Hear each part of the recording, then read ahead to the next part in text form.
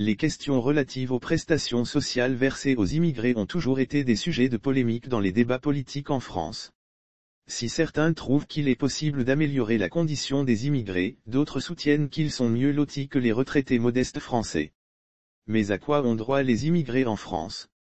On en parle dans cet article.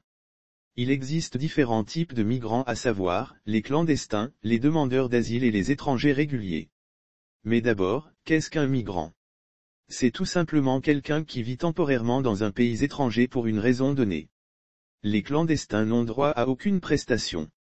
Les demandeurs d'asile quant à eux bénéficient d'une allocation de demandeurs d'asile, ADA, durant la période du traitement de leur dossier. Ainsi, ils reçoivent une somme de 270 € pour survivre en attendant qu'ils ne puissent travailler légalement. Le versement va donc s'arrêter à la fin de la procédure de demande d'asile. De leur côté, les étrangers réguliers ayant au moins 25 ans peuvent prétendre au revenu de solidarité active, RSA, après 5 ans de détention du titre de séjour qui leur permet de travailler en France. Par contre, le délai n'est pas valable pour les immigrés européens de longue durée et les titulaires de carte de résident. Si vous avez plus de 65 ans, vous pouvez bénéficier de l'allocation de solidarité aux personnes âgées, ASPA. Les personnes handicapées sont prises en charge par l'allocation adulte handicapé, AAH.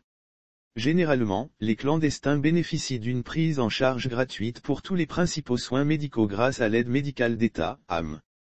Ils peuvent également utiliser la CMU complémentaire pour financer les autres soins. Avec ou sans emploi, les étrangers réguliers bénéficient de la protection maladie universelle, PUMA, prenant en charge la part remboursée par la sécurité sociale.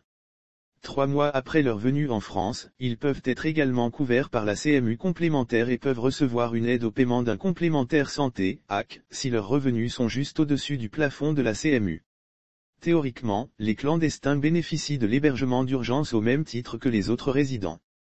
Pour les demandeurs d'asile, plusieurs structures peuvent les héberger en attendant la fin de l'étude de leur dossier. Il s'agit des centres d'accueil spécialisés, les CADA, et des hébergements d'urgence. De leur côté, les étrangers réguliers peuvent bénéficier des aides au logement, ALS, ALF et APL, faire valoir leur droit au logement opposable ou demander un logement social sous condition de ressources au même titre que les Français. Selon les études, environ 14% des logements sociaux sont généralement attribués à des étrangers hors Union européenne.